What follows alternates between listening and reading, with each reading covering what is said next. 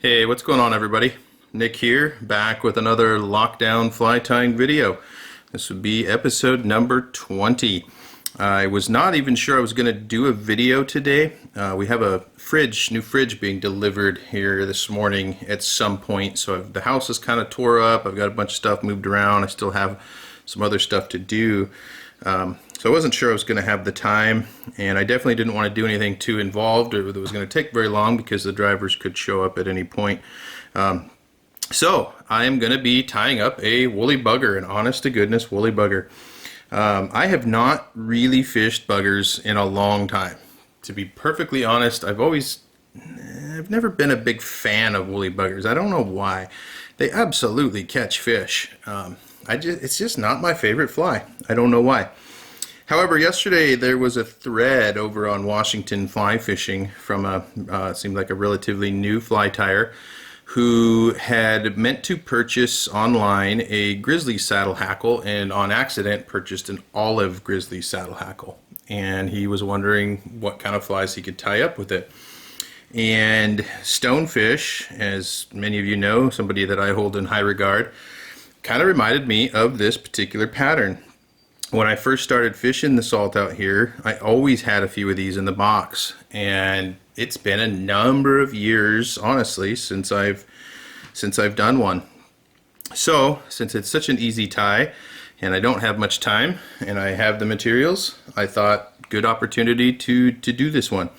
So this is going to be just a basic woolly bugger. It's going to be kind of a black and olive version. I really do like these. I like to keep a few of these in my box, so I'm kind of glad that I was reminded. Very, very good sea run cutthroat fly. Most likely eaten as a sculpin. And I don't take a whole lot of time to tie fancy sculpin patterns, so anything simple that could cover the sculpin realm is great in my book. So I'm just gonna give this one a shot here. Hopefully we don't get interrupted with knock on the door with a new fridge. So to get started, I have a size 4 Daiichi 2546 with a brass bead on there. I think it's a 4mm bead. I don't remember. It's 11/64 per the company that I buy my beads from, but doesn't matter. Whatever bead you want to use is totally fine. And I'm using some Vivus 10/0 olive thread in this case. And just gonna get thread started and lay down a thread base here. I thought that thread regarding the olive grizzly hackle was a good kind of reminder that as new fly tyers, and I was there, absolutely, I totally understand. We get hung up on we find a pattern in a book or online or something, and I know for me when I was young learning how to tie flies, it was books, and it seemed like I never had exactly what the pattern called for in the recipe. I didn't have the right color, the right material, the right size of something, whatever. And it's important not to get hung up on that because those recipes are just suggestions. The recipe is the recipe for that specific fly. But if you change something or add something or remove something, totally fine. So in the case of yesterday, the guy meant to buy a grizzly saddle hackle, and he bought an olive grizzly saddle hackle, and nothing wrong with that. You could do a lot. You could do the exact same fly that you intended to tie, just use the grizzly or the olive grizzly. So it's definitely worth pointing out if there's new fly tyers watching this that do not get hung up on that. Use what you got. Experiment. Just because it's different than the recipe calls for does not mean that it's bad. It doesn't mean that it's wrong. And it doesn't mean that it might not even be a more effective fly pattern. So don't stress that too much. To get started here, first material, I have some of this. This is Grizzly Marabou Sculpin Olive. I like to think that this is sort of a cheap, easy sculpin pattern, so why not use a sculpin olive marabou. These feathers are kind of small, so I'm actually using 2 just to get a little bit fluffier of a tail. Not anything too crazy, and I'm going to measure that out. I want it you know, close to the hook length, maybe slightly shorter, maybe slightly longer. Again, it doesn't matter. I don't want it too long or it's going to foul and it's going to result in short strikes, but beyond that, whatever looks good to you.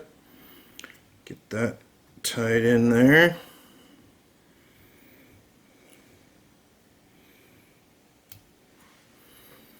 And then we'll go ahead and just sort of cover up the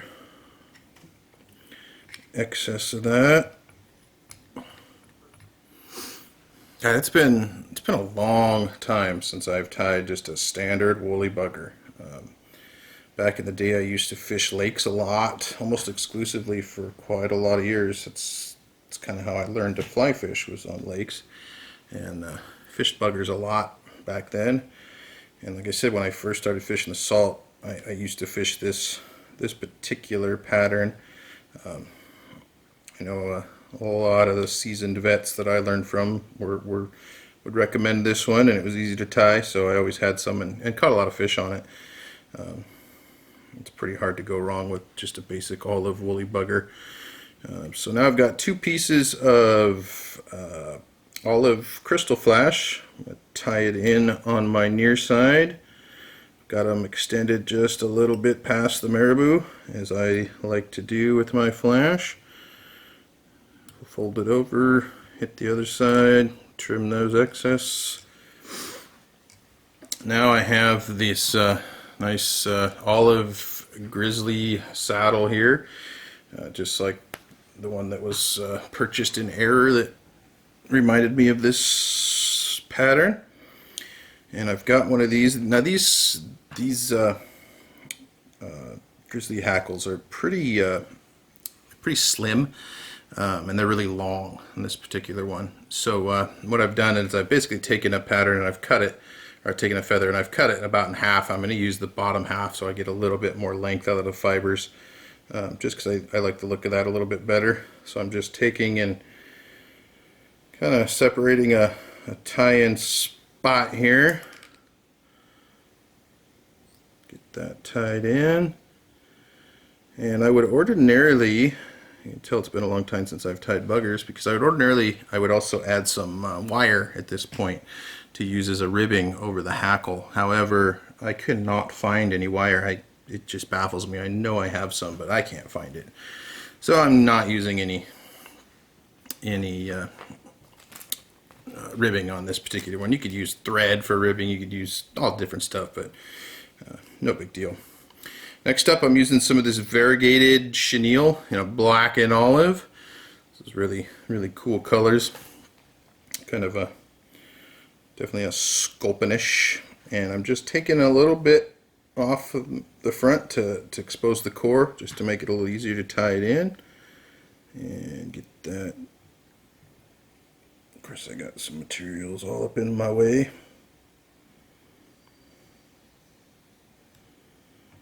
Get that tied down. Bring my thread up to my bead. And I'm going to wrap this for the body.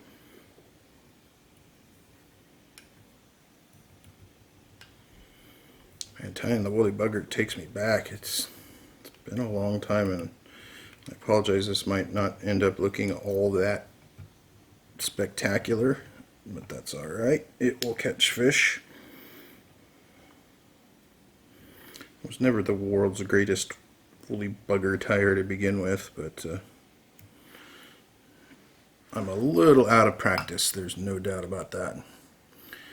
Now I'm going to take this saddle and start wrapping sort of a little bit spread out wraps.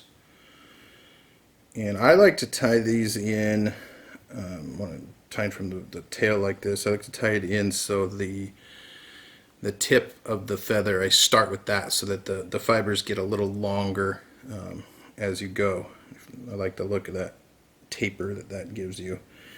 And as I get closer to the bead, I like to do little tighter wraps. I like to make it a little fuller on the hackle at the front. I think we'll just call that good right there.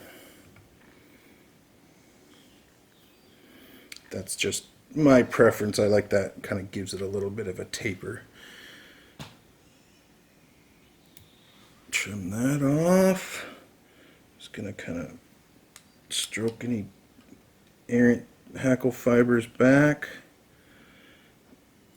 Again, I am not an expert at tying woolly buggers, so if you really want to learn, there's a lot of videos out there and people that do this much more than I do.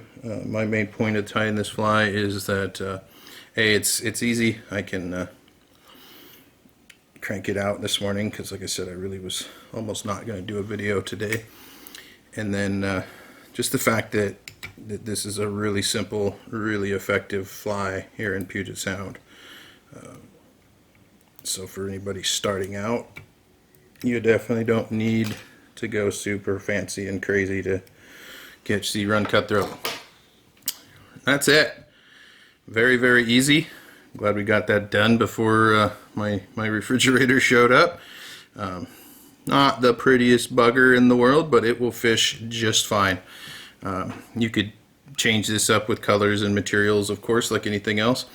I often will tie these with a little more lead on them, just to really help get them down. I think, like I said, since I think this is most likely representing a Sculpin, makes sense to get this down close to the bottom. But this one, I fish sinking lines mostly anyway, so no big deal. So there you go. Super easy, very effective. Give it a shot. Add some to your box if you haven't already.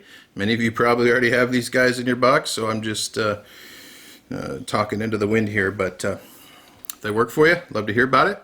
And thanks for watching.